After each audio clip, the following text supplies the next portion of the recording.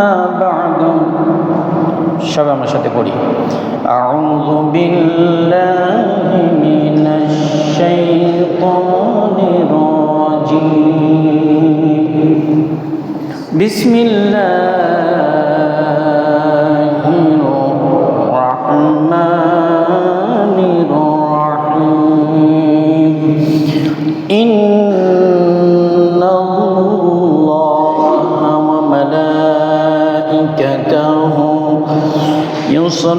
يصلون على النبي يا أيها الذين آمنوا صلوا عليه وسلموا تسليما اللهم صل على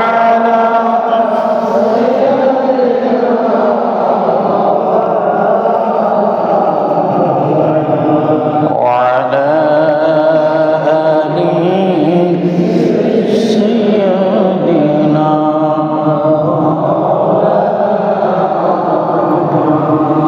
اللهم صل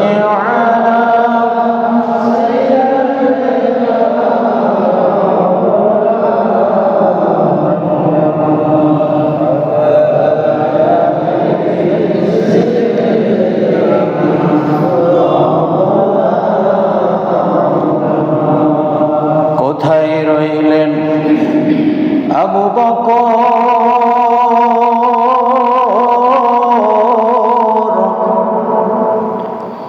ওমর উসমান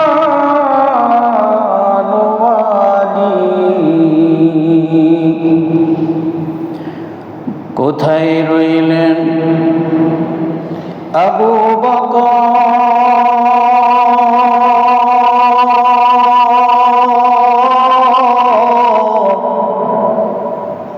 ওমর উসমান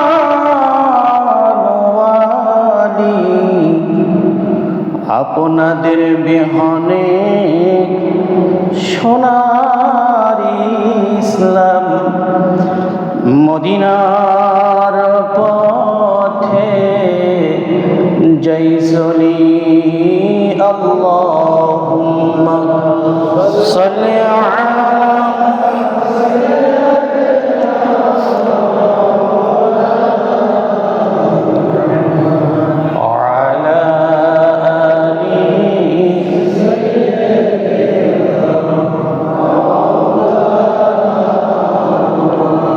আলহামদুলিল্লাহ সমস্ত আনুগত্য প্রশংসা মহান আল্লাহ রাব্বুল আলামিনের শানে, যিনি আমাদেরকে 17 এপ্রিল 2026 খ্রিস্টাব্দ 4 বৈশাখ 1433 বঙ্গাব্দ গ্রীষ্মকাল 26শে শাওয়াল 1447 হিজরি জুমার নামাজ আদায় করার উদ্দেশ্যে মসজিদে আসার মতো বসার মতো তৌফিক দান করেছেন সেই রব্বে জালালের দরবারে অন্তরের অন্তঃস্থল থেকে কালিমাতু শুকুর আদায় করছি। সবাই বলি আলহামদুলিল্লাহ। দরুদ ও সালাম বর্ষিত হোক সৈয়দুল মুরসালিন খাতামুন নবিয়্যিন, বিশ্ব মানবতার মুক্তির দূত, বিশ্ব নবী, মরুর দুলাল, ইসলামের আলোকবর্তিকা মুহাম্মদুর রাসূলুল্লাহ সাল্লাল্লাহু আলাইহি ওয়াসাল্লামের উপর। প্রিয় ভাই সব, জুমার আলোচনার বিষয় মনে আছে? মনে আছে সবার? কোথায় আলোচনা করছিলাম? সূরা 177 নম্বর আয়াত। সূরা বাকারা 177 নম্বর আয়াত আলোচনা করছিলাম যে 77 নম্বর আয়াতে সত্যবাদীদের গুণাবলী হবে কয়টা? 14টা। সত্যবাদীদের গুণাবলী কয়টি? 14টি। তার ভিতরে 4 নাম্বার আলোচনা করছিলাম। কয় নাম্বার? 4 নাম্বার আলোচনা করতে করতে হযরতে মূসা আলাইহিস সালামের সেই দুধ পান করা থেকে রেখে দিয়েছিলাম, মনে আছে? হ্যাঁ, মূসা আলাইহিস সালাম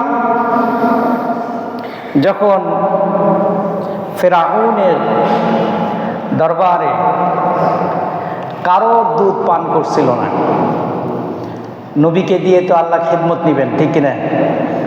তাম পৃথিবীর সকল ছেলে সন্তানকে যদি হত্যাও করে, আল্লাহ মূসা আলাইহিস সালামকে বাঁচায় রাখবেন, ঠিক কিনা? এই পরিকল্পনা কার? যুগে যুগে ইসলাম পন্থীদেরকে যতই তুমি নির্যাতন করো, তোমরা নিপীড়ন করো, ফেরাউনের পন্থা অবলম্বন করো, নমরুদের পন্থা অবলম্বন করো, ইসলামের আলোকে নিভিয়ে দিতে চাও, শুনে রাখো, যাকে দিয়ে আল্লাহ ইসলামের খেদমত নিবেন, মূসা আলাইহিস সালামের মতো তাকে বাঁচিয়ে রাখবেন, ঠিক কিনা? এই জন্য আলেম ওলামাদের উপরে নির্যাতন করে, নিপীড়ন করে ইসলামের আলোকে স্তব্ধ করা যাবে, এটা বাস্তবতা। তো মূসা আলাইহিস সালাম ফেরাউন রাজ্যে, তার তো গদি হারানোর ভয়, ঠিক না? তার ক্ষমতা হারানোর ভয়। তিনি কি বলেছিলেন? আনা রব্বুকুমুল আ'লা। মূসা আলাইহিস সালাম যখন ফেরাউনের দরবারে গিয়ে দ্বীনের দাওয়াত দিচ্ছিলেন, তখন ফেরাউন তার যে মন্ত্রী পরিষদ বসা ছিল, একটা রাজ্য পরিচালনা করতে গিয়ে মন্ত্রী পরিষদের দরকার আছে না? তার যে মন্ত্রী পরিষদ ছিল, এই মন্ত্রী পরিষদের যিনি পরামর্শদাতা ছিলেন, তিনার নাম ছিল হামান। তিনার নাম কি? হামান। তো মূসা আলাইহিস সালাম যখন ফেরাউনের দরবারে ইসলামের দাওয়াত নিয়ে যায়, তখন ফেরাউন ঔদ্ধত্যপূর্ণ আচরণ করে বলেছিল, রাজ্যের যে মন্ত্রীগুলো আছে তাদের দিকে তাকিয়ে বলেছিল, এই শোনো, মূসা কি বলে, এ দেখি পাগল হয়ে গেছে, আমি ছাড়াও নাকি আর কোনো প্রভু আছে? আমি ছাড়া আর কোনো প্রভু আছে? তখন তার যে লালিত পালিত আনুগত্যশীল যে মন্ত্রীরা, তারা বলে, না, আপনি ছাড়া আর কোনো প্রভু নাই। মূসা আলাইহিস সালাম বললেন যে, শুনে রাখো, আমার প্রভু আমাকে খাওয়ায়, আমাকে পড়ায়, আমি অসুস্থ হলে আমাকে সুস্থতা দান করে, কিন্তু তুমি তো অসুস্থ কোনো ব্যক্তিকে সুস্থতা দান করার ক্ষমতা রাখো না, সুতরাং তুমি কোনো প্রভু হতে পারো না। মূসা আলাইহিস সালাম তাকে দিয়ে আল্লাহ খেদমত নিবেন। এই জন্য বলি যে এই যুগের কালক্রমে কত মানুষ এই পৃথিবীর গহ্বরে হারিয়ে গেল, ঠিক কিনা? কত মানুষ হারিয়ে গেছে, এই পৃথিবী তাদেরকে গিলে খেয়ে ফেলেছে। কত দাম্ভিক, কত উদ্ধত্যপূর্ণ অহংকারী নেতা এই পৃথিবীতে এসেছে। কিছু সামান্য নেতার কথা কোরআনে বলা হয়েছে, বাকি আরো কত নেতা ছিল কি ছিল না? তো ফেরাউনের এই নীতিমালা যুগে যুগে ফেরাউনের দোসররা অনুসরণ করবে ইসলামপন্থীদেরকে দমন করার জন্য। ফেরাউন যেমন নীতিমালা অবলম্বন করেছিল, এমন নীতিমালা যুগে যুগে ফেরাউনের দোসর যারা আছে, যারা ফেরাউনের অনুসারী যারা আছে, তারাও এই ইসলামের আলোকে নিভিয়ে দেওয়ার জন্য ইসলামপন্থীদের উপরে দমন পীড়ন চালাবে। এটা বাস্তবতা। তো ফেরাউনের গদি হারানোর ভয় আছে না নাই?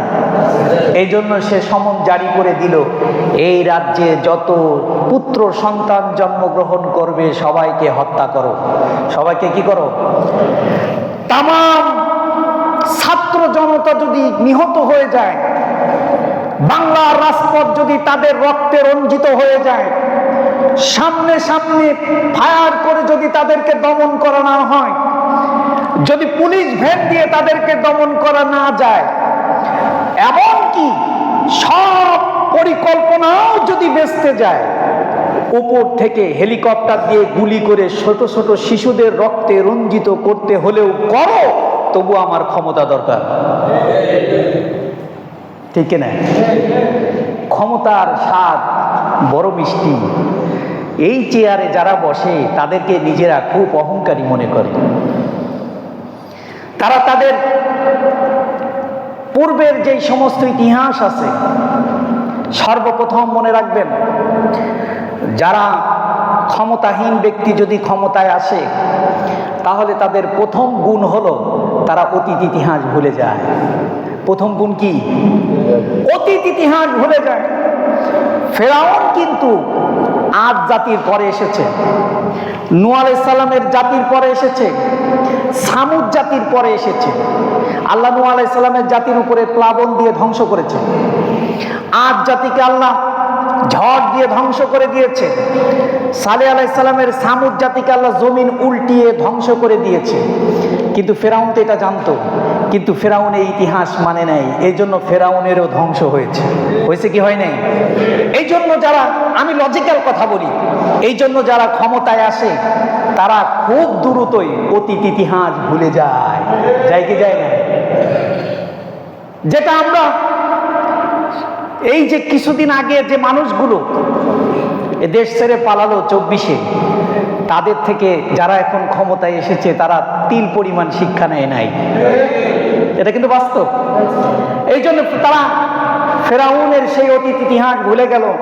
ফেরাউন সমন জারি করে দিল আর বলল যে এই রাষ্ট্রে আমার ক্ষমতা স্থায়ী করার জন্য যত পুত্র সন্তান আছে সবগুলারে হত্যা করো। আমার কথা না, আল্লাহর কথা। আল্লাহ রাব্বুল আলামিন হযরতে মূসা আলাইহিস সালামকে দিয়ে দিনের খেদমত নিবেন, এই জন্য ফেরাউন যতই পরিকল্পনা করুক না কেন, ইসলাম আন্দোলন, ইসলামের আন্দোলনকে যতই দমন করার চেষ্টা করুক না কেন, যুগে যুগে ইসলামপন্থীদেরকে হেফাজত করার মালিক কে? এই জন্য আল্লাহ তাআলা হযরতে মূসা আলাইহিস সালামকে জীবিত রাখলেন, পরিকল্পনা করলেন মূসা আলাইহিস সালামকে দিয়েই এই ফেরাউনকে ধ্বংস করবেন। হযরতে মূসা আলাইহিস সালাম বলতেছিলাম গত জুমায় মায়ের দুধ পান করলেন, আর তার যত ভরণ পোষণ আছে সব কিছু ফেরাউন রাজ্য থেকে বহন করলো। মূসা আলাইহিস সালাম মায়ের কোলেই বড় হচ্ছিলেন। বড় হয়ে যখন তিনি প্রাপ্ত বয়স্ক হলেন, আল্লাহ রাব্বুল আলামিন নবুয়ত দিয়ে বললেন, ইযহাবা ইলা ফিরআউনা ইন্নাহু তাগা, যাও, চলে যাও ফেরাউনের কাছে, দাওয়াত নিয়ে যাও। কি নিয়ে যাও? দাওয়াত নিয়ে যাও। কার কাছে? রাজ্যের রাজার কাছে দাওয়াত নিয়ে যাও।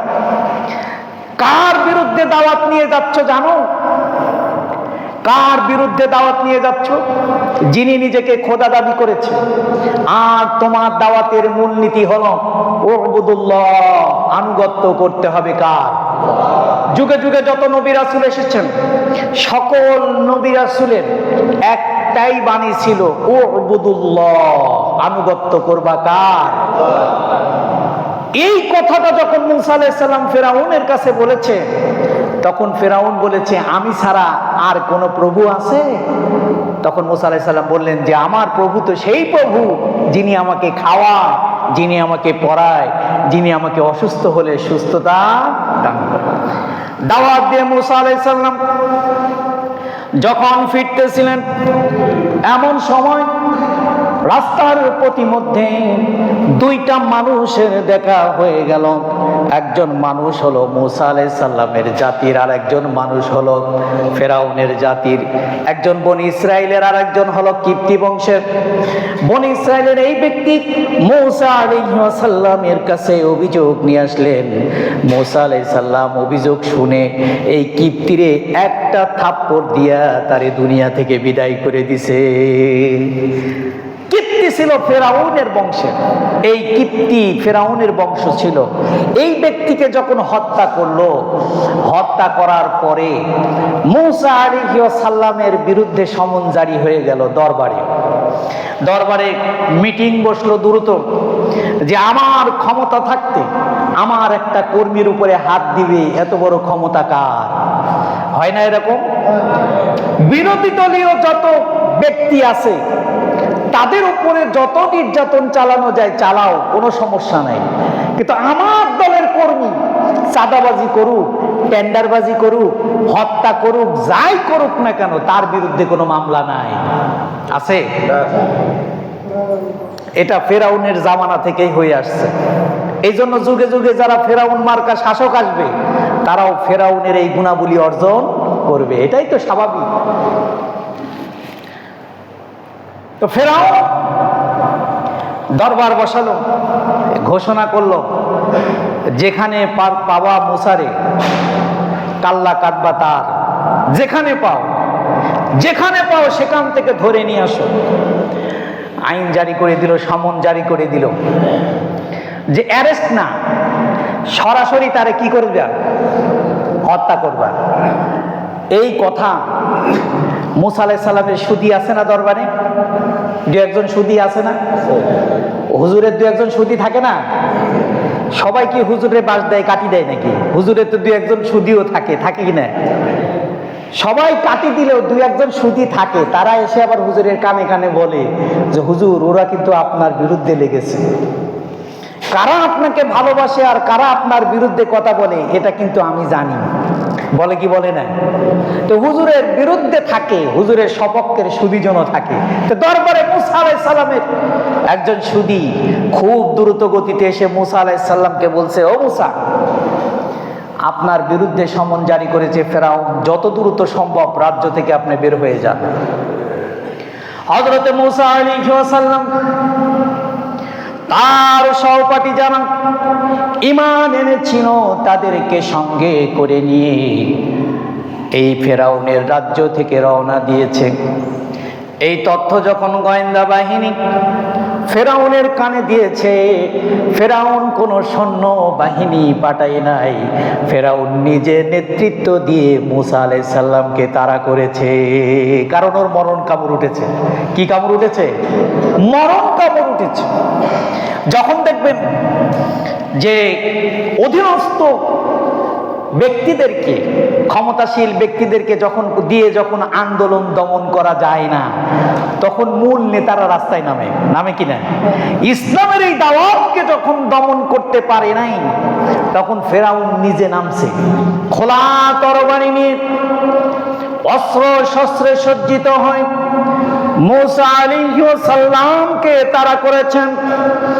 মূসা আলাইহিস সালাম সমুদ্রের পারে যখন গেলেন, যাওয়ার পরে আল্লাহর সামনে প্রশ্ন করলেন, দোয়ার দরখাস্ত করলেন, রব্বুল আলামিন, আমি এখন কি করব? আমি তো নিরুপায়, কারণ সামনে বিশাল সাগর, আমি এটা কেমনে পাড়ি দিব? এটা তো আমার পক্ষে সম্ভব না। আল্লাহ বললেন, মূসা, তোমার হাতে কি বলে? লাঠি। কয়, এটা দিয়ে তুমি বাড়ি দাও সমুদ্রে। বাড়ি দিল, একটা নয়, দুইটা নয়, সমুদ্রের 12টি রাস্তা তৈরি হয়ে গেল। মূসা আলাইহিস সালাম সহ তার যে সহপাঠী আছে সবাই সমুদ্রের রাস্তা দিয়ে পার হতে থাকলো। যখন সমুদ্রের মাঝামাঝি গেল, ফেরাউন পিছনে এসে সমুদ্রের পাশেই দাঁড়ানো, আর চিন্তা করলো, যাবি কোথায় বেটা? আমি তো জানি এই সমুদ্রের বুকের উপরে কোনো ব্রিজ ছিল না, তোরে হত্যা করার জন্য আজকে ব্রিজ পাইছি, আজকে বিশাল সেতু পাইছি, তোরে হত্যা করব, আজকে যাবি কোথায়? এই চিন্তা যখন করছে, সমুদ্রের এই ব্রিজ দিয়া, সেতু দিয়া যখন রওনা দেওয়ার পথে মূসা আলাইহিস সালাম যখন ওপারে, ফেরাউন মাঝখানে, আল্লাহ পানি দিয়ে হুকুম করলেন, পানি তুমি আবার মিলিয়ে যাও। হুকুম কার? পানি কার হুকুম মানে? আল্লাহর হুকুম মানে। যখন বললো যে তোমরা একত্রিত হয়ে যাও, এখন একত্রিত হলে ফেরাউন বেঁচে আছে না মরে গেছে? হ্যাঁ, সদল বলে কোথায়? পানির নিচে। ফেরাউন মারা যাওয়ার পরেও আল্লাহ বললেন যে তোমারে আমি বাঁচিয়ে রাখ, তোমারে আমি পচাবো না, পানিয়ে খাবে না, পোকায় খাবে না। এর কিছু বিজ্ঞানী থিসিস আছে। এই থিসিসের ভিতরে ফেরাউন পচে নাই বা না পচার পিছনে একটা থিসিস তারা বের করেছে, সেটা হচ্ছে এই যে সমুদ্রের পানির লোনা, সমুদ্রের পানি কি লোনা। তারা দীর্ঘদিন পরে রিসার্চ করে বের করেছে যে ফেরাউন সমুদ্রের পানিতে ডুবেই মারা গিয়েছে, কারণ তার বডিতে লবণাক্ত কিছু পাওয়া গেছে। তো ফেরাউন তাকে আল্লাহ মাছের পেটেও দিলেন না, সমুদ্রের কোনো সমুদ্রচার প্রাণীর পেটেও দিলেন না, পচালেন না, তাকে ওইরকমভাবে রেখে দিলেন। আর এই যুগে যুগে মানুষদেরকে বললেন যে ফানজুর কাইফা কানা আকিবাতুল মুকাজ্জিবিন, যাও দেখো ফেরাউনকে আমি কি করে রেখেছি, কেমন ভাবে তারা ইসলামের বিরুদ্ধে মিথ্যা সাব্যস্ত করেছে, তাদের দেখো আর শিক্ষা নাও। এই কথা বলেছেন কে? ফানজুর কাইফা কানা আকিবাতুল মুকাজ্জিবিন, যুগে যুগে যারা ইসলামকে দ্বীনকে মিথ্যা সাব্যস্ত করেছে তাদের দিকে তাকাও আর সেখান থেকে শিক্ষা নাও। আমরা কি শিক্ষা নিতে পেরেছি? পারি নাই। হযরতে মূসা আলাইহিস সালাম রওনা দিলেন ওপারে।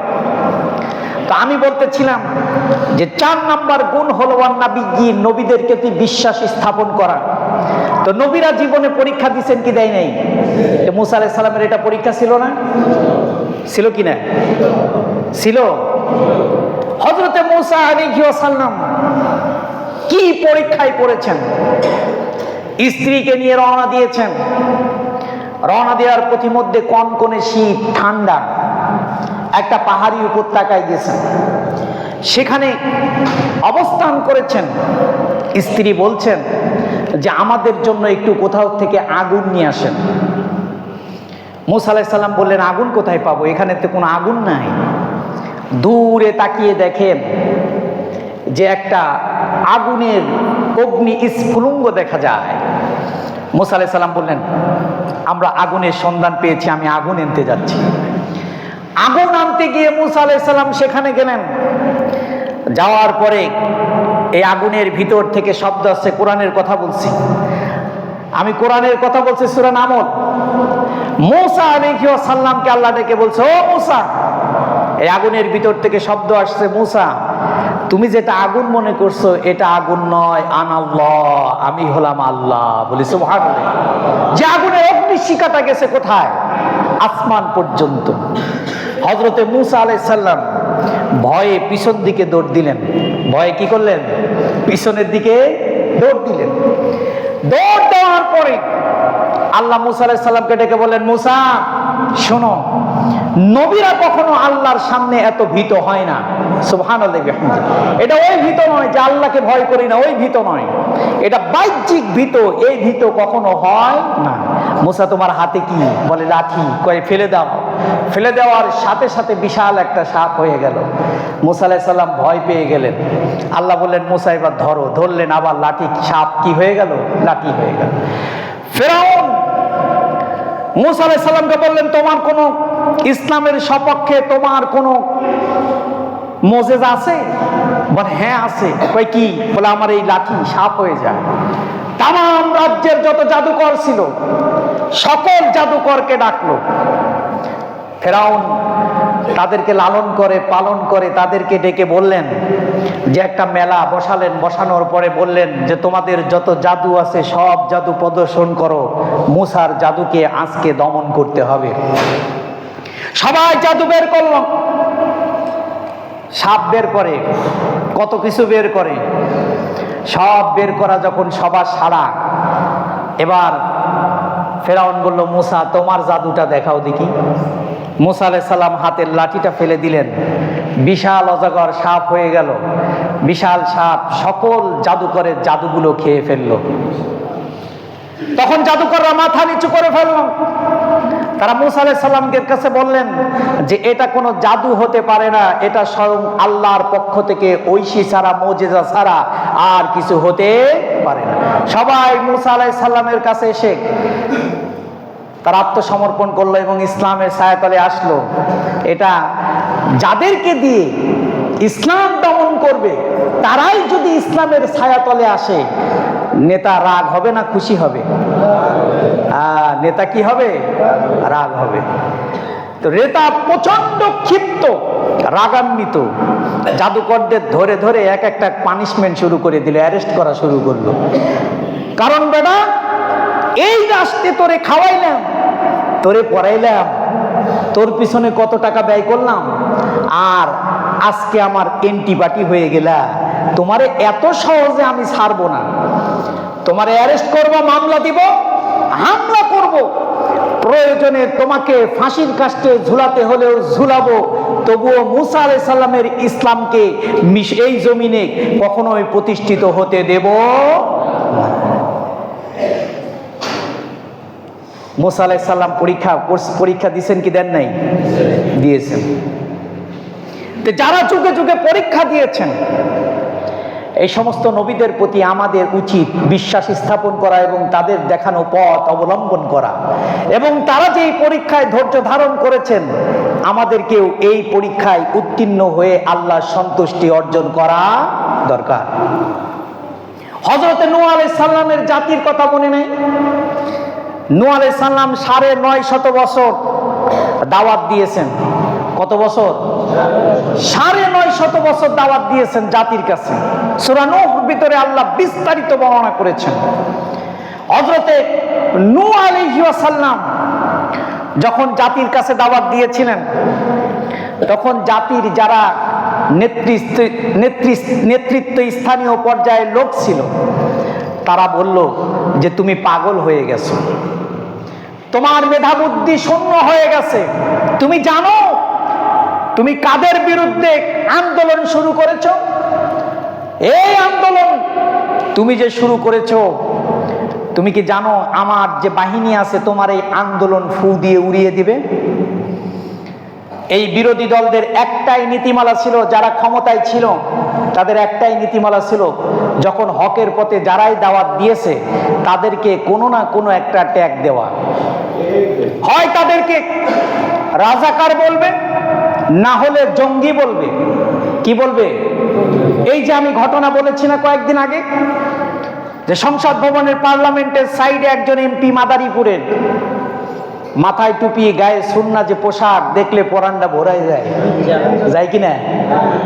যখন যাচ্ছিল সংসদ ভবনে পার্লামেন্টে, এই পার্লামেন্টে যাওয়ার প্রতিমধ্যে পিছন থেকে তাকে বলা হয়েছিল জঙ্গি। কি বলা হয়েছিল? জঙ্গি।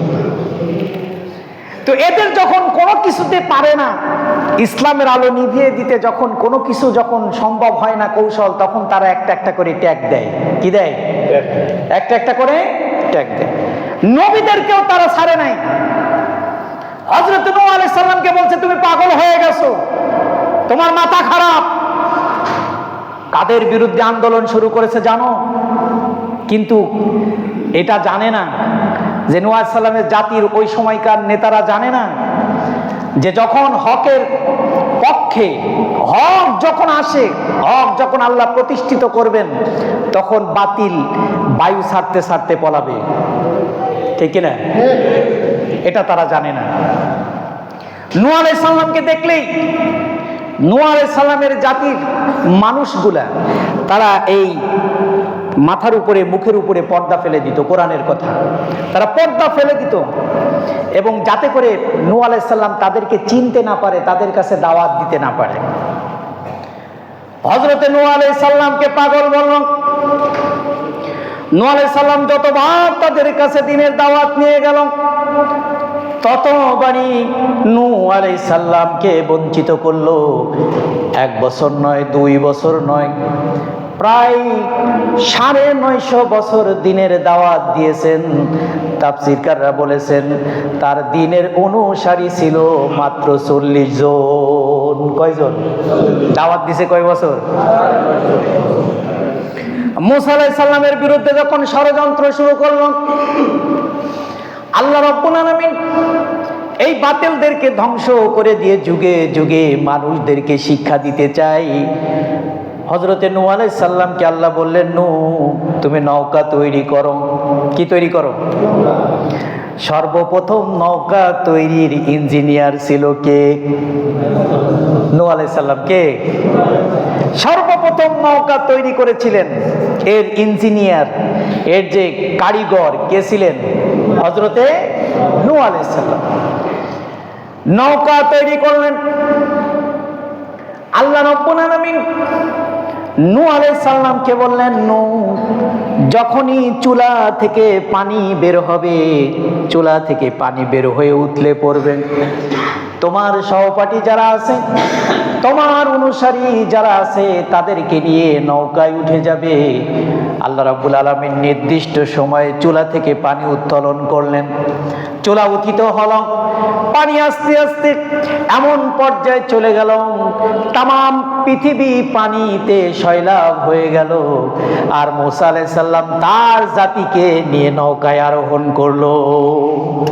সন্তানের কাছে বলল, সন্তান আসো। সন্তানকে দাওয়াত দিলেন, হকের পথে দাওয়াত দিলেন। সন্তান বলল, তুমি আমাকে ডাকছো, তোমার ধর্মে আমি অনুসারিত হব না। আমি পাহাড়ের চূড়ায় উঠবো, সেখানে পানি পৌঁছাতে পারবে না। প্রিয় ভাইরা আমার, তাফসীরকাররা বলেন পানি এমন পর্যায়ে গিয়েছিল, তামাম পৃথিবীর পাহাড় গুলাকে চুবিয়ে দিয়েছিল। ক্ষমতা কার? সব ধ্বংস করে দিলেন হযরতে নূহ আলাইহিস সালাম। আল্লাহ রাব্বুল আলামিন জমিনকে বললেন, জমিন পানি শোষণ করে নাও। জমিন পানি শোষণ করে নিল। নূহ আলাইহিস সালাম এই নৌকা নিয়ে যদি পারে এসে নামলেন, এখান থেকে আবার তামাম পৃথিবী বংশ বিস্তার করার মালিক কে? আবার তামাম পৃথিবী নতুন করে সাজানোর মালিক কে?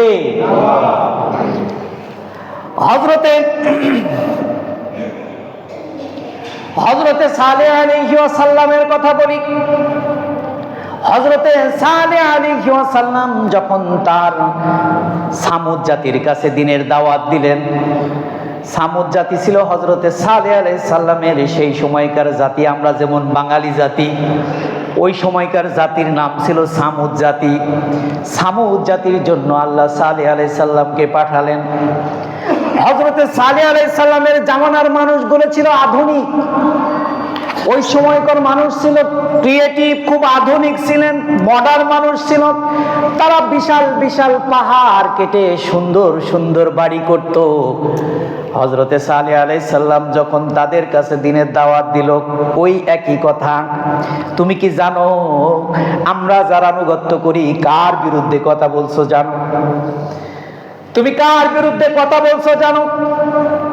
এই নীতিমালা পরবর্তী শাসকরাও গ্রহণ করেছে। তামাম পৃথিবীর নেতা মুহাম্মদুর রাসূলুল্লাহ সাল্লাল্লাহু আলাইহি ওয়াসাল্লামের বিরুদ্ধে কথা বললে কোনো মামলা হয় না, হয়। কিন্তু এই রাষ্ট্রের যারা কর্ণধার আছে তাদের বিরুদ্ধে ফেসবুক স্ট্যাটাস দিলে সাথে সাথে সেটারে আটক করা হয়, হয় কি না? ভোলার প্রান্তরে আমার এক মাকে, আমার এক বোনকে শুধুমাত্র সামান্য কিছু কথা ফেসবুকে লেখার কারণে প্রতিবন্ধী সন্তানরে বঞ্চিত করে মায়ের অন্ধকার কারাগারের ভিতরে ফেলা হলো। হয়েছে কিনা? 3 দিন ফেলে রাখার পরে তাকে জামিন দেয়া হলো। অথচ এই বাংলার জমিনে কত নাস্তিক রাসূলের বিরুদ্ধে কথা বলল, তাদের বিরুদ্ধে কোনো আইন নাই। কিন্তু এই রাষ্ট্রের যারা কর্ণধার তাদের পিছনে তাদের সম্পর্কে একটা স্ট্যাটাস দিলেই জানের কোনো নিরাপত্তা নাই, ঠিক কিনা? হযরতে সালেহ আলাইহিস সালামের জাতীয় বলল, জানো আমাদের খোদার বিরুদ্ধে কথা বলো, এত বড় ক্ষমতা কোথায় পাইলেন? হযরতে সালেহ আলাইহিস সালামের বিরুদ্ধে ষড়যন্ত্র করলো, তাকে হত্যা করতে হবে। তার আগে বলল, তোমার আল্লাহ পক্ষ থেকে কোনো মুজিজা আছে নাকি? আল্লাহ রাব্বুল আলামিন আল্লাহর কাছে সালেহ আলাইহিস সালাম আবেদন করলেন, আল্লাহ এমন একটা মুজিজা দান করুন, আমার গোত্রের মানুষগুলো দাবি করেছে। আল্লাহ তাআলা পাহাড়ের পাথর বিশিষ্ট পাহাড়ের ভিতর থেকে একটা উটনি বের করলেন। ক্ষমতা কার? সালেহ আলাইহিস সালাম এটারে মুজিজা বললেন, আর বললেন এইটারে ছেড়ে দাও, নিজের মতো করে খাবে পড়বে, এটারে কোনো সময় ডিস্টার্ব করা, কেলেশ দেওয়া যাবে না, কষ্ট দেওয়া যাবে না। কিন্তু শয়তানের কাজ কি? যেটা আল্লাহ নিষেধ করবে সেটার বিরোধিতা করা, ঠিক কি না? শয়তানের কাজ হলো যেটা আল্লাহ হুকুম করবে, আইন জারি করবে, ওইটার বিরোধিতা করার নাম হলো শয়তানের কাজ। শয়তান যারা আছে ওই সময়কার যুগের নেতারা, তারা পরিকল্পনা করলো উটনিটারে কি করতে হবে, হত্যা করতে হবে। কি করতে হবে? এটারে হত্যা করলাম। হত্যা করার পরে আল্লাহ বড় রাগান্বিত হলো। সালেহ আলাইহিস সালাম বললেন, জাতির মানুষরা কি অন্যায় করেছে একটু বুঝবা। হত্যা করার পরে পূর্ব দিগন্ত থেকে কালো মেঘে ভরে গেল, এমন ঝড় শুরু হলো, সালেহ আলাইহিস সালামের জাতি সামুদ জাতিরে জমিন থেকে নিশ্চিহ্ন করে দিল। বিল্ডিং গুলো ছাড়া আর কিচ্ছু নাই। ধ্বংস করার মালিক কে? সালেহ আলাইহিস সালাম বেঁচে গেলেন। এই পরীক্ষায় উত্তীর্ণ করার মালিক কে? সামুদ জাতি, আদ জাতি হযরতে হুদ আলাইহিস সালাম একই কথা বললেন। আদ জাতির কাছে এসে বললেন, উদুল্লাহ, তোমরা আনুগত্য করো কার? এই হুদ আলাইহিস সালামকে তার জাতির মানুষরা একই কথা বলল। হুদ আলাইহিস সালামের জাতির একটা বড় গুণ ছিল, তারা সুন্দর সুন্দর বিল্ডিং তৈরি করতে পারত, আধুনিক রাষ্ট্র গঠন করতে পারত, স্থাপনা তৈরি করতে পারত। এই যে আধুনিক স্থাপনা, এই আধুনিক স্থাপনার কারিগর হলো হুদ আলাইহিস সালামের জাতি। হুদ আলাইহিস সালামের জাতি তারা সুন্দর সুন্দর বিল্ডিং তৈরি করতে পারত। হযরতে হুদ আলাইহিস সালামের জাতি তারাও হযরতে হুদ আলাইহিস সালামকে বলল, হুদ, তুমি কার বিরুদ্ধে কথা বলছো জানো? তুমি কথা বলছো এ রাষ্ট্রের উপকার, এই রাষ্ট্র যিনি দিয়েছেন আমার বাবার রাষ্ট্র। বলছে কি বলে নাই? বলছে না? আরেকজন এসে বলে আমার স্বামীর রাষ্ট্র, আর একজন এসে বলে এ রাষ্ট্রের স্বাধীনতা অমুক নিয়ে এসেছে, তমুক নিয়ে এসেছে। হুদ আলাইহিস সালামকে বলছে, তুমি জানো কোন খোদার বিরুদ্ধে কথা বলছো? যিনি আমাদেরকে খাইতে দেয়, পড়তে দেয়, শান্তি দেয়, এমন খোদাদের বিরুদ্ধে তুমি কথা বলছো, তোমার পরিণতি কি হবে জানো? বলে, হ্যাঁ, আমার পরিণতি কি হবে জানি আমি। তোমরা আমার বিরুদ্ধে ষড়যন্ত্র করবা, আমারে হত্যা করবা। হযরতে হুদ আলাইহিস সালামের জাতি যখন হুদ আলাইহিস সালামকে অবজ্ঞা করলো, আল্লাহর কাছে হুদ আলাইহিস সালাম সাহায্য চাইলেন, কিচ্ছু করে না আল্লাহ। জমিনটা একটু নাড়া দিয়েছে, হুদ আলাইহিস সালামের জাতির মাথা গেছে জমিনের ভিতরে, পা গেছে উপরের দিকে। মাথা গেছে কোথায়? জমিনের ভিতরে। আর পা গেছে কোথায়? একটাকে বাঁচায় রাখে নাই। সুতরাং যুগে যুগে এই সমস্ত জাতিদেরকে আল্লাহ ধ্বংস করেছেন ইসলামের প্রতি অবজ্ঞা প্রদর্শন করার কারণে। এখান থেকে শিক্ষা নিতে হবে। এবার গবেষণায় দেখা গেছে 130 বছরের রেকর্ড ভঙ্গ করবে, অপেক্ষা করেন। কোনো এসি দিয়ে কাম হইতো না, বাইরে গেলে হাতে চামড়া পুড়ে যাবে, এমন তাপমাত্রা আসবে মনে করেছেন এটা আমার জন্য আপনার জন্য ভালো। এই যুগে যুগে যে সমস্ত শাস্তিগুলা এসেছে, বিপর্যয় এসেছে, এটা আমার আপনার হাতের কামাই, ঠিক কিনা? আজকে পাম্পে গেলে তেল নাই, অকটেন নাই, পেট্রোল নাই, আবার এসির ভিতরে থেকে প্রেস ব্রিফিং করে বলে আমাদের দেশে অকটেন আর পেট্রোলের অভাব নাই। ওরে কান ধরে নিয়ে এসে পাম্পগুলোতে দেখানো উচিত, দেখ বেটা 5 কিলোমিটার ধরে মানুষ ঘন্টার পর ঘন্টা 1 লিটার তেলের জন্য দাঁড়িয়ে আছে। এসির ভিতরে বসে থেকে হাওয়া খাওয়া আর ওখান থেকে প্রেস ব্রিফিং করা খুব সহজ। ময়দানে এসে দেখো রাতের বেলা মশারি টানাইয়া আহারে মানুষগুলা কি কষ্টটা করতেছে। এটা আমার আপনার হাতের বিপর্যয়, ঠিক কিনা? আজকে যদি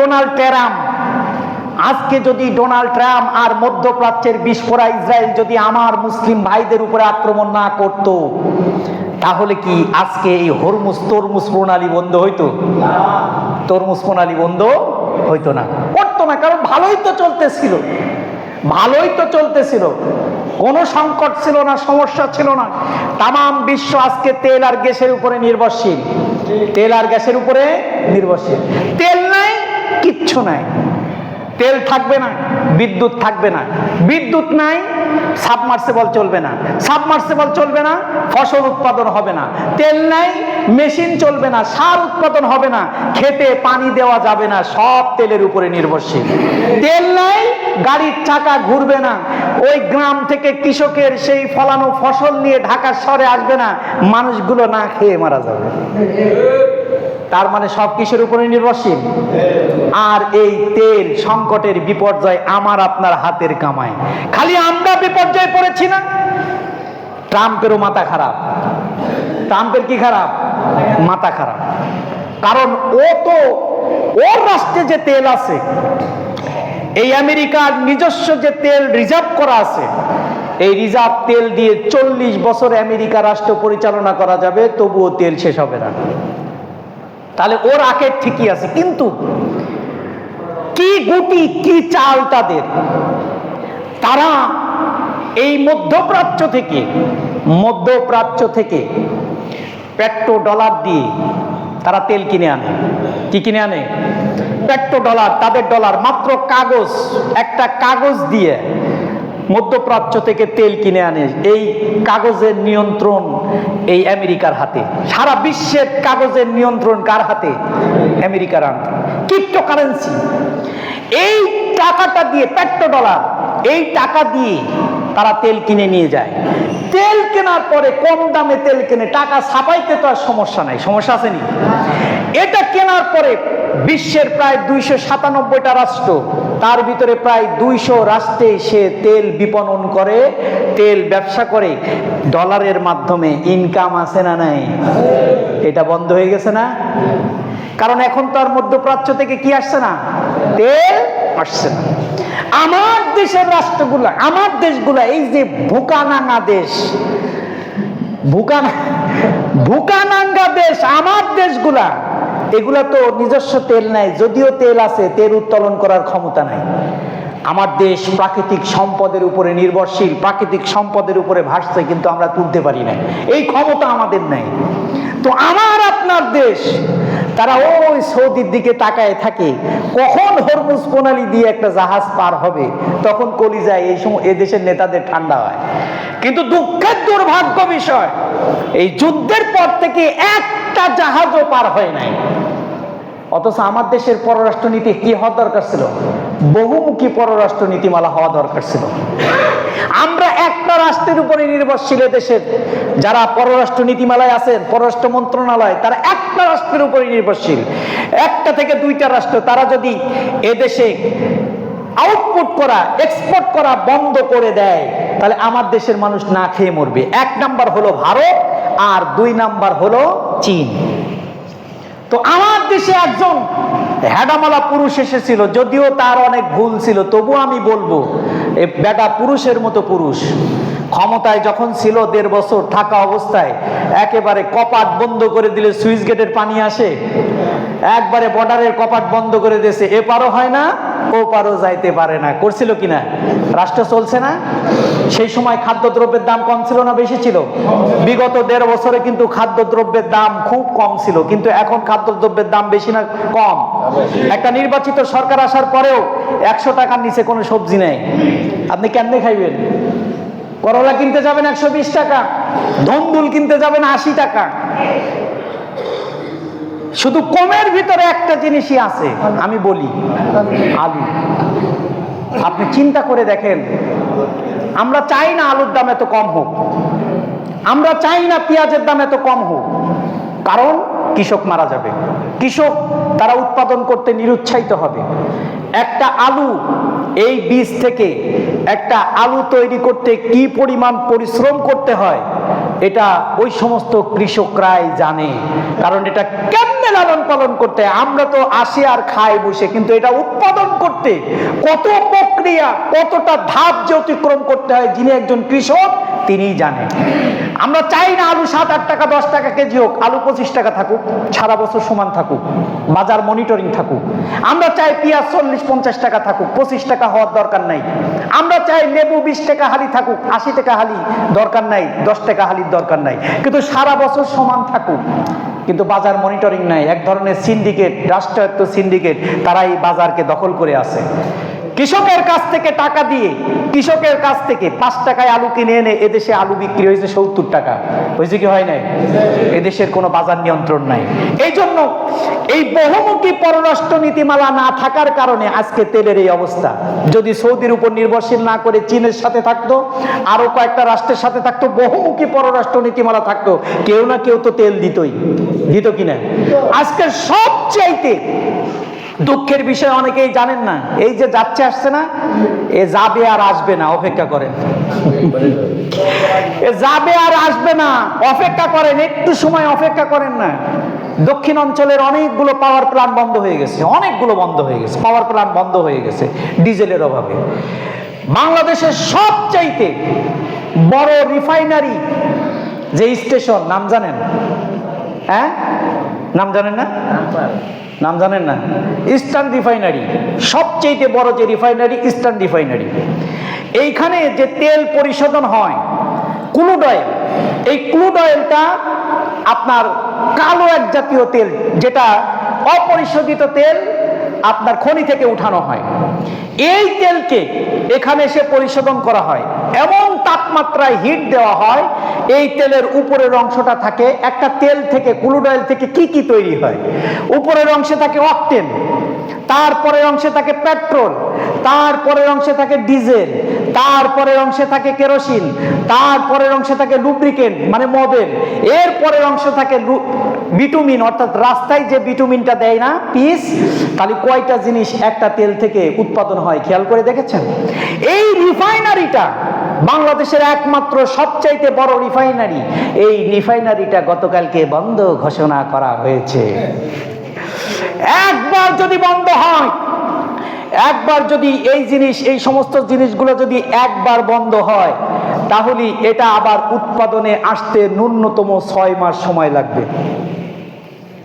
এটা চালু রাখা সহজ, কিন্তু বন্ধ হয়ে গেলে আবার নতুন করে চালু করা খুব কঠিন। কারণ পাইপগুলার ভিতরে তেল থেকে ওই তেলগুলা জং ধরে যায়। পাইপ তো আর একটা না, মনে করেন না যে আমার এই 10 ফিট 20 ফিট পাইপ, এমন ভাবে পেঁচায় রাখা পাইপগুলা, ওইগুলা পরিষ্কার করতে 6 মাস সময় লাগবে। তার মানে এই যে বিদ্যুৎ গেল, সামনে আর আসবে না, অপেক্ষা করেন। এটা কার হাতের কামাই? আমার আপনার হাতের কামাই। জরাল ফাসাদু ফিল বাররি ওয়াল বাহরি বিমা কাসাবাত আইদিন নাস। কোরআনের কথা, যে বাহরু, যে এই যে সমুদ্র, তলদেশে ভূপৃষ্ঠে আর জমিনে যা কিছু হয়, জরাল ফাসাদু ফিল বাররি ওয়াল বাহরি, ভূপৃষ্ঠে এবং সমুদ্রের নিচে যা কিছু অতিষ্ঠতা অনিষ্টতা হয়, বিপর্যয় হয়, বিমা কাসাবাত আইদিন নাস, সব কিছু মানুষের হাতের অর্জন। আল্লাহ কোন বান্দার উপরে শাস্তি দিতে চাই না, কিন্তু আমরা শাস্তি নিজেরা কি করে আনি? টেনে আনি। হযরতে হুদ আলাইহিস সালামের জাতীয়তাই, হুদ আলাইহিস সালামকে মানলো না, তখন আল্লাহ কি করলেন? একেবারে এমন ভূকম্পন তৈরি করে দিলেন, মাথা নিচে পা উপরে। তাহলে হুদ আলাইহিস সালামকে পরীক্ষা নিছেন কি নেন নাই? নিছেন। এরপরে আসি আমাদের জাতির পিতা, নাম কি? অন্য কেউ আছেন নাকি অন্য মতাদর্শের লোক? অন্য জাতির পিতা নাই? আহা, কোন দেশে ফাদার অফ নেশন নাই, কোন দেশে ফাদার অফ নেশন নাই, জাতির পিতা নাই। একমাত্র আমার দেশে ফাদার অফ নেশন ছিল। ছিল কি ছিল না? এই ফাদারকে যুগে যুগে অনেক সময়, এই বাবাকে, আমি বাবাকেই বলছি, এই ফাদারকে যুগে যুগে অনেক সময় অনেক নেসবত দেওয়া হয়েছে, তাকে লকব দেওয়া হয়েছে। লকব দিতে দিতে কর্মীরা তাকে প্রফেট অফ ইসলাম বানিয়ে দিয়েছিল, prophet of Bangla, prophet of Bengal, এই বাংলার নবী। বলি নাউজুবিল্লাহ। এর উপর একটা বইও লেখা আছে। চাটুকারিতার তো একটা সীমা থাকা দরকার, কথা ঠিক কিনা? দুইজন সাংবাদিকের 2টা প্রশ্নের কারণে, বিশ্বাস করেন এই দেশে বিগত 17 বছরের ফ্যাসিস্ট বিভিন্ন সময় বিভিন্ন দল আন্দোলন করেছে। অনেক দল বলেছে এবার আমরা ছেড়ে দিলাম আগামী ঈদের পরে আন্দোলনে নামবো। যুগে যুগে অনেক ঈদ চলে গেছে, কিন্তু তাদের আন্দোলন হয় নাই। হয়েছে কি হয় নাই? হয়েছে নাকি? বলছে না যে আগামী ঈদে আমরা আন্দোলনে নামবো, কিন্তু কোনো সময় আন্দোলনে নামে না। তাদের প্রধান কার্যালয় থেকে টেনে হিস্সে বের করে তাদেরকে জেলখানায় ঢুকানো হয়েছে। হয়েছে কি হয় নাই? তো অনেক আন্দোলনে নামতে চেয়েছে, কিন্তু এই জাতির পিতার এই কর্মীদেরকে দমন করা যায় নাই। এই জাতির পিতাকে এই দেশের চেতনা দিয়ে প্রতিষ্ঠিত করার জন্য একটাই চেতনা ছিল জাতির পিতা, আর এই জাতির পিতার দেশ বাংলাদেশ। ৭১ এই জাতির পিতা স্বাধীন করেছে। এই জাতির পিতাকে প্রতিষ্ঠিত করার জন্য প্রায় ৪,৫০০ কোটি টাকা ব্যয় করে বিভিন্ন মোড়ে, বিভিন্ন কোনায়, বিভিন্ন সার্কেলে, বিভিন্ন জায়গায় তার মূর্তি তৈরি করা হয়েছে। কয় হাজার কোটি? ৪,৫০০ কোটি টাকা। আহা, জাতির পিতা এই ৪,৫০০ কোটি টাকা। ইব্রাহিম আলাইহিস সালাম যখন ইব্রাহিম আলাইহিস সালামের জাতি ইব্রাহিম আলাইহিস সালামকে বললেন, ও ইব্রাহিম চলো মেলায় যায়। কোথায় যায়? ইব্রাহিম আলাইহিস সালাম একটু কৌশল করে বললেন, আমি পীড়িত। আমি কি পীড়িত? পীড়িত মানে কি? একটু অসুস্থ। ইব্রাহিম আলাইহিস সালাম গেলেন না, সব চলে গেছে মেলায়। ইব্রাহিম আলাইহিস সালাম গেছেন কোথায়? মন্দিরে। যায় সবগুলারে কুপাইছে। কোপানোর পরে সবচেয়ে বড় যে জাতির পিতা লিডার, ওই লিডারের ঘাড়ে কুড়ালটা ঝুলাই রেখে আসছে। তালাশ করে গোয়েন্দা বিভাগ এই আকাম কই করলো, কারণে খুঁজে পাওয়া যায় না। একজন বলে, আমি না ইব্রাহিমের কথা বলতে শুনেছিলাম আমাদের এই মূর্তির বিরুদ্ধে। বলে ধরো, তার বিরুদ্ধে মামলা করো। ধরছে, মামলা করছে। বলে এই কাজ কেন করছো? কই যে বড়টা দাঁড়ায় আছে তারে জিজ্ঞেস করো। তে বলে এ কি কথা বলতে পারে? কই যে কথা বলতে পারে না তার আনুগত্য করো। কুড়াল বাঁধাই দিছে ঘাড়ে। কুড়াল কোথায়? আমরা দেখলাম ২৪-এ এসে ৪,৫০০ কোটি টাকার যে মূর্তিগুলা সবগুলার ঘাড়ে দেখি কুড়াল ঝোলে। ঠিক কিনা? কথা বলতে পারে না, কিচ্ছু করতে পারে না, সবগুলার ঘাড়ে কুড়াল। সে একটার মাথা নাই, একটা ঠ্যাং নাই, একটার কিচ্ছু নাই।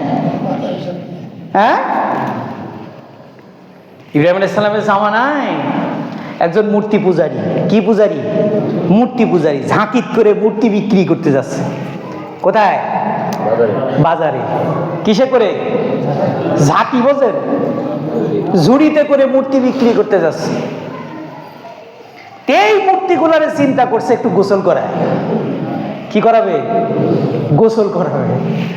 গোসল করানোর জন্য যখন পানিতে নামাইছে, নামানোর পরে এই গোসলের পানি যখন দিছে, কারোর হাত খুলে গেছে, কারোর মাথা খুলে গেছে, কারোর ঠ্যাং খুলে গেছে। বেচারা চিন্তা করে, হাই রে, এত যত্ন করে তোরে বানাইলাম, আমার সামান্য পানি সহ্য করতে পারলি না? তোরে প্রতিষ্ঠিত করার জন্য মরে মরে দাঁড় করাইলাম, তোরা এই প্রতিবাদী কণ্ঠস্বর স্তব্ধ, তুই প্রতিবাদী কণ্ঠস্বর স্তব্ধ করতে পারলি না, নিজে নিজেই ধ্বংস হয়ে গেলি গে। এদের রশি ধরে টানে একবারে ভেঙে চুরমার হয়ে যায়। তো হুদ আলাইহিস সালামের এই জাতিকে, ইব্রাহিম আলাইহিস সালামের এই জাতিকে তারা মূর্তি পূজা করত। ইব্রাহিম আলাইহিস সালাম তখনও খোদাকে চিনতেন না, আল্লাহকে চিনতেন না। হযরত ইব্রাহিম আলাইহিস সালাম অন্ধকার রাতে চলে গেলেন পাহাড়ে, গিয়ে তারকা দেখলেন। কি সুন্দর তারকা উঠেছে, কি সুন্দর তারকা উঠেছে। ইব্রাহিম আলাইহিস সালাম বললেন, হাযা রব্বি, এটা আমার রব। বলি নাউযুবিল্লাহ। এরপরে তারকা যখন অস্তমিতে যাওয়ার পরে চন্দ্র উঠেছে, ইব্রাহিম আলাইহিস সালাম চিন্তা করলেন তারকার চাইতে চন্দ্রটা তো আরো সুন্দর। তখন তিনি বললেন, হাযা রব্বি, এটা আমার রব। যখন চন্দ্রটা আসমান থেকে বিলীন হয়ে গেল, তখন ইব্রাহিম আলাইহিস সালাম বললেন, যেটা বিলীন হয়ে যায় সেটা আমার রব হতে পারে না। রাত্র অতিবাহিত হয়ে সকাল যখন হলো, পূর্ব দিগন্তে যখন তাপের ডালি নিয়ে যখন সূর্য উঠলো, সবচাইতে বড়। ইব্রাহিম আলাইহিস সালাম বললেন, আরে এটা থেকে আরো বড়। তখন বললেন, হাযা রব্বি আকবার, এটা আমার সবচাইতে বড় প্রভু। বলি নাউযুবিল্লাহ। সূর্যটা যখন সারাদিন পরে সন্ধ্যার সময় পশ্চিমে দিগন্তে যখন অস্তমিত চলে গেল, তখন ইব্রাহিম আলাইহিস সালাম বললেন, আহারে এরা দেখি সব বিলীন হয়ে যায়, আল্লাহ তুমি যদি আমারে পথ না দেখাও, ইন্নী কুনতু মিনাজ জালিমিন, তাহলে আমি জালেমদের অন্তর্ভুক্ত হয়ে যাব। সুতরাং এরা আমার রব হতে পারে না, এরা আমার প্রভু হতে পারে না। আমি সেই প্রভুর দিকে মুখ করলাম, ইন্নী ওয়াজ্জাহতু ওয়াজহিয়া, যে আমি সেই রবের দিকে কি করলাম, মুখ করে দিলাম, যিনি আসমান এবং জমিনের মালিক। তো ইব্রাহিম আলাইহিস সালামের জামানায় খোদা দাবি করেছিল, তার নাম কি ছিল?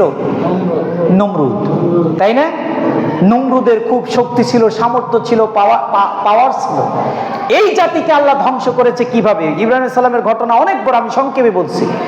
এই জাতিকে আল্লাহ তাআলা ধ্বংস করেছে মশা বাহিনী দিয়ে। কি দিয়ে? ইব্রাহিম আলাইহিস সালামের এই জাতি নমরুদ বলল যে, ইব্রাহিম তোমার যত সৈন্য সামন্ত, তোমার যে আল্লাহ আছে নিয়ে আসো, আর আমার যত সৈন্য সামন্ত আছে সবগুলোর এক জায়গায় করি। আল্লাহ তাআলা তাফসীরকার ইবনে কাসির তার আল বিদায়াতুন নিহায়ার ভিতরে বলেছেন যে আল্লাহ এত পরিমাণ মশা নমরুদের এই বাহিনীকে ধ্বংস করার জন্য পাঠিয়েছিলেন যে আকাশের চন্দ্র পর্যন্ত দেখা যাচ্ছিল না, সূর্য পর্যন্ত দেখা যাচ্ছিল না, এত মশা। এর সকল বাহিনীর সকল সদস্যর শরীরের হাড্ডি মাংস, শরীরের মাংস রক্ত সব কিছু খাইয়া শুধু হাড্ডিগুলা বাইর করে রাখছে। আর একটা এখনো একটা বাকি আছে, নেতা ঝাড়ার জন্য একজনাই যথেষ্ট, কথা ঠিক কিনা? ঢুকছে নাকের ভিতর দিয়ে 40 থেকে 50 দিন। 40 থেকে কত দিন? 40 থেকে 50 বছর তাফসীরকাররা বলেছেন। 40 থেকে 50 বছর প্রায় তার নাকের ভিতরে ঢুকে, খালি মাথার ভিতর ঢুকেছিল। আর এই বেটা কি করতো? প্রত্যেক সময় হাতুড়ি দিয়ে, জুতা দিয়ে মাথায় বাড়ি দিত, জুতা দিয়ে হাতুড়ি দিয়ে মাথায় বাড়ি দিত। কারণ এই মাথার ব্রেনের ভিতর তো একটা পোকা ঢুকছে, ঢুকছে কি ঢোকে না, ওটা খালি বয়ে বয়ে কামড়ায়, কোনো কিছুতে কুল দেয় না।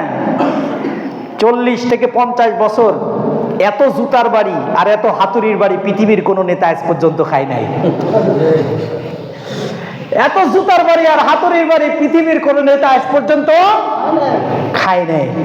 তাহলে কত বড় নেতা ছিল, তাহলে বুঝতে হবে এই নেতাকেও আল্লাহ জুতার বাড়ি আর হাতুড়ির বাড়ি দিয়ে জমিন থেকে ধ্বংস করে দিয়েছেন। দিয়েছেন কি দেন নাই?